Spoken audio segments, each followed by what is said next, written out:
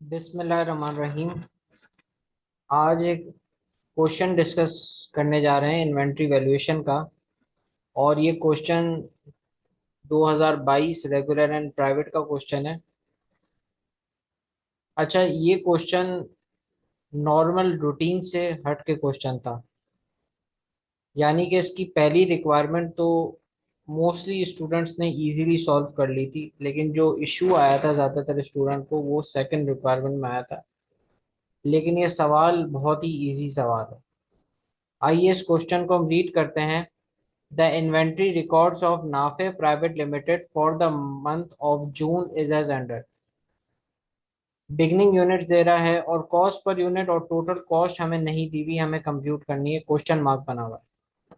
Purchases के units दे रहा है, परचेजेस की कॉस्ट पर यूनिट दे रहा है और टोटल कॉस्ट दे रहा है। अच्छा, एंडिंग यूनिट्स अगर हम नीचे देखें 2500 यूनिट्स हमें एंडिंग में जो दिए हुए हैं उसकी हमें कॉस्ट भी कंप्यूट करनी है। ठीक है, कॉस्ट ऑफ गुड्स सोल्ड हमें दिया हुआ है 46,000। ओके। रिक्वायरमेंट बहुत इंपॉर्टेंट है कि रिक्वायरमेंट में हमें करना क्या है ताकि उस हिसाब से हम सवाल को अपने प्लान करते हैं।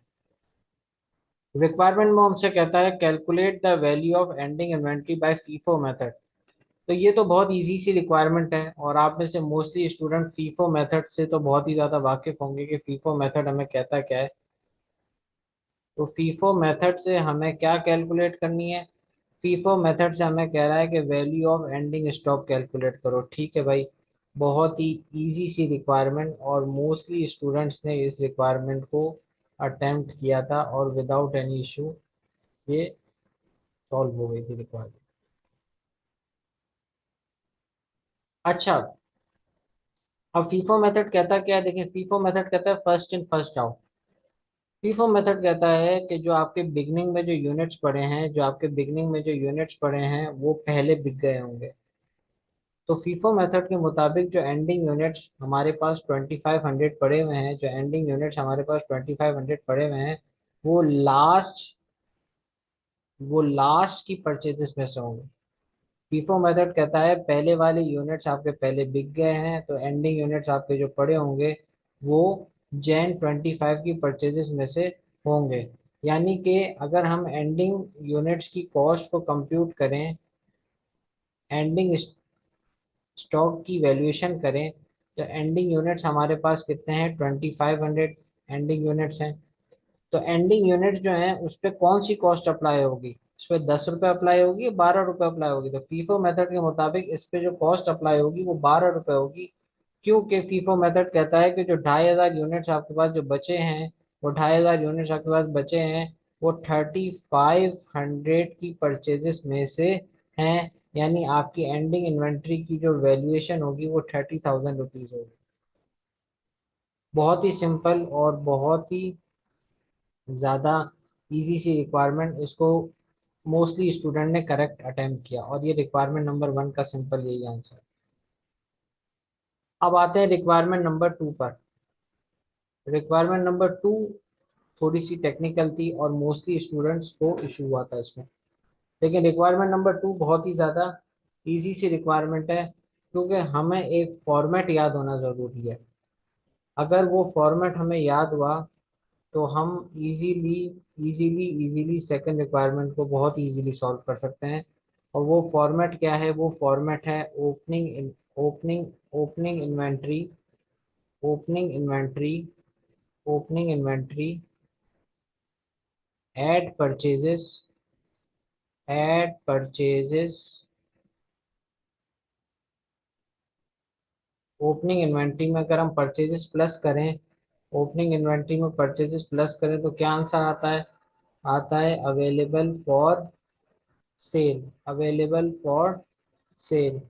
और इस अवेलेबल फॉर सेल में से अगर हम अपने एंडिंग एंडिंग स्टॉक माइनस कर दें, यानी कि एंडिंग इन्वेंट्री माइनस कर दें, एंडिंग इन्वेंट्री माइनस कर दें, तो हमारे पास जो आंसर आता है वो कहलाता है कॉस्ट ऑफ गुड्स सोल्ड। हमारे पास जो आंसर आता है वो क्या कहलाता है, cost of goods sold.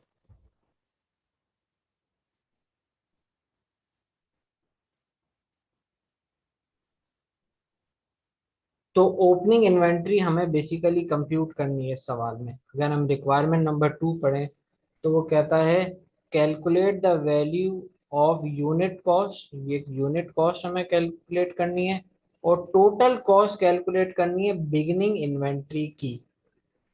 Beginning देखो इसने क्वेश्चन मार्क भी बनाया हुआ है, तो यूनिट कॉस्ट भी कंप्यूट करनी है, टोटल कॉस्ट भी कंप्यूट करनी है, यहाँ से देख के भी हमें अंदाजा हो रहा था बखूबी। तो ओपनिंग इन्वेंट्री हमें निकालनी है, तो ओपनिंग इन्वेंट्री पे आ गया क्वेश्चन मार्क। ठीक है, हमें नहीं पता। अब फॉर्मेट के हिसाब से ओपनिंग इन्वेंट्री नहीं पता लेकिन परचेजेस तो पता है।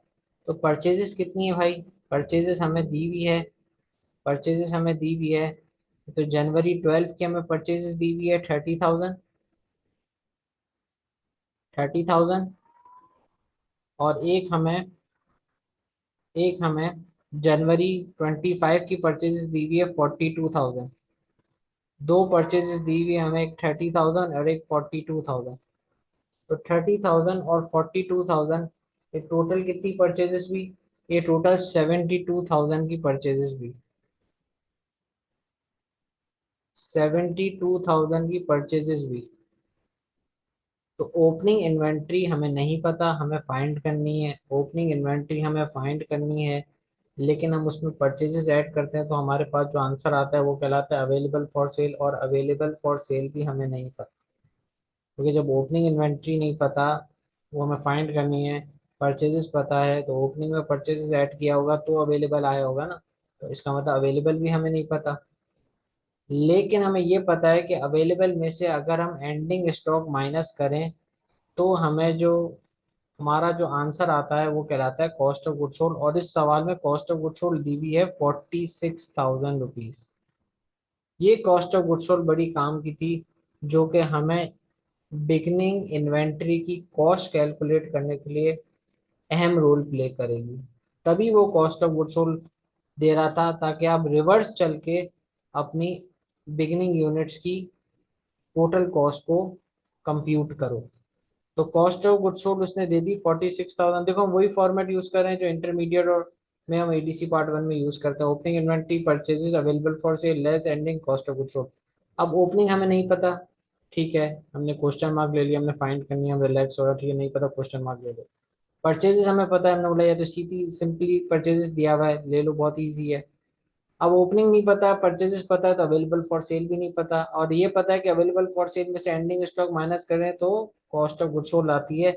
अब एंडिंग स्टॉक कहाँ से लाएं, तो ये एग्जामिनर ने ऊपर पहले ही कंप्यूट करवा लिया एंडिंग स्टॉक 30,000 का, जो कि फीफो मेथड से कैलकुलेट हुआ हुआ है। तो सिंपली हम एंडिंग स्टॉक 30,000 उठा के रख देते हैं।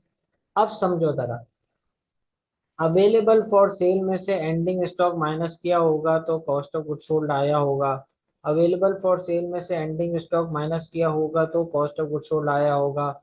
इसका मतलब मेरा अवेलेबल फॉर सेल कितना होगा, इसका मतलब मेरा अवेलेबल फॉर सेल कितना होगा, इसका मतलब मेरा अवेलेबल फॉर सेल कितना होगा, 76,000 रुपीज। अब रिवर्स चल रहे हैं तो हमें जो अननोन फिगर्स थी वो फाइंड आउट होना शुरू हो गई। ठीक है, आप ओपनिंग इन्वेंट्री में परचेजेस प्लस किया होगा तो अवेलेबल फॉर सेल आया होगा ना भाई। तो इसका मतलब ओपनिंग इन्वेंट्री मेरी कितनी होगी, ओपनिंग इन्वेंट्री मेरी होगी 4,000 रुपीज। ये हमने निकाल ली total cost of opening inventory. Total cost of opening inventory, ये देखिए total cost of opening inventory, ये हमने वर्किंग कर ली total cost of opening inventory 4,000 rupees. लेकिन हमें टोटल कॉस्ट के साथ साथ क्या कंप्यूट करनी, यूनिट कॉस्ट भी निकालनी है। देखो सवाल में रिक्वायरमेंट को बहुत ही गौर से पढ़ना होता है, और ऊपर भी हमें देखना है कि उसने क्वेश्चन मार्क यूनिट कॉस्ट पे भी दिया, तो यहाँ से भी देख के पता लग रहा है कि यूनिट कॉस्ट कंप्यूट करनी है।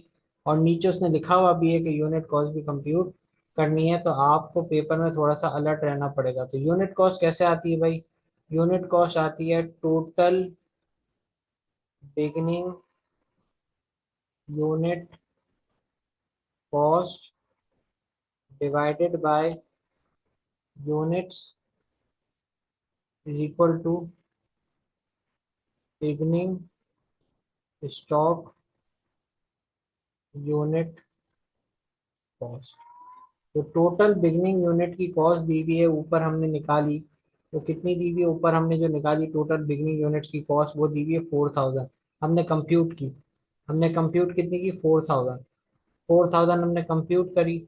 और जो बिगनिंग इन्वेंट्री के जो यूनिट्स हैं, तो बिगनिंग इन्वेंट्री के जो यूनिट्स हैं वो कितने हैं, 500 यूनिट हैं बिगनिंग इन्वेंट्री के। बिगनिंग इन्वेंट्री के कितने यूनिट्स हैं, 500 यूनिट है बिगनिंग इन्वेंट्री के।